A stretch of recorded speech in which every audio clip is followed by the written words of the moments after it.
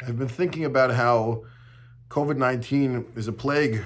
Everyone's been saying it's a plague that's coming during Passover, and how it's going to help us really relate better to the plagues that the Egyptians went through and that the whole world went through, the whole world saw, the Jewish people saw, and that the Egyptians felt, and that it's going to give us a better understanding as we go through the Passover Seder this year about what that was like for the people that lived through that. Of course, the point was that Hashem was proving to everybody that He is the master of all nature. And again, that's something that we can learn about this year as well through the COVID-19. But thinking about the plagues and how it affected each and every person and not just a nation as a whole. I think when I go through the plagues generally, I think of how it was these amazing, massive plagues that affected this whole civilization, affected all of Egypt and all of the Egyptians, and thought about it on a grand scale.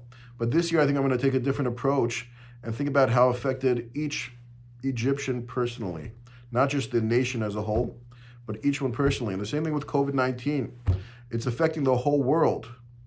It's affecting the whole globe.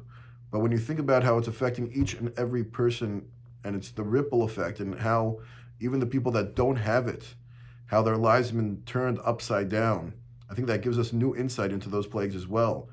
Of course, dam, blood, it wasn't just that all the water turned into blood, it's that in every household they didn't have water to drink.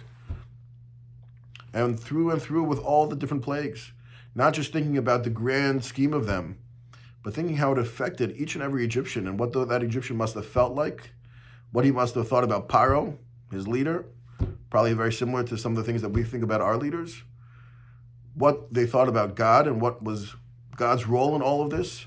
They must have been pondering these same questions that we are pondering today.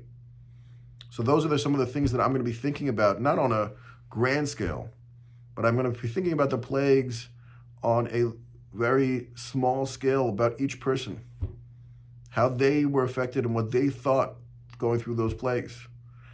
And it's sometimes harder to do that. It's easier just to think about the grand scheme of things than to think about how it affects me personally and what I'm going to do.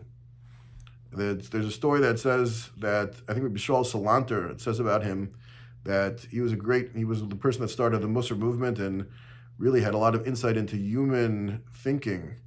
And he said that, of course, when we say Shema, we're accepting God's sovereignty. And it's possible for a person to accept Shema Yisrael, Hero Israel, that Hashem is the king, right? Hashem is God, Hashem is one. And to accept God's sovereignty. And it's possible that a person, when saying Shema, can accept God's sovereignty on the whole world and on all the Jewish people, except for himself. And when we think about these plagues, we think about them in terms of, oh, that's what happens in the Bible, but not what happens to me. But this year, let's think about this plague that we're going through as something in the same context of what people went through in the Bible, of what the Egyptians lived through in the Bible, of what the Jewish people have gone through before, and think about, again, what that means for me, what that means for our relationship with Hashem, and how we're going to put the stories in the Bible into a different context this year for us to think about.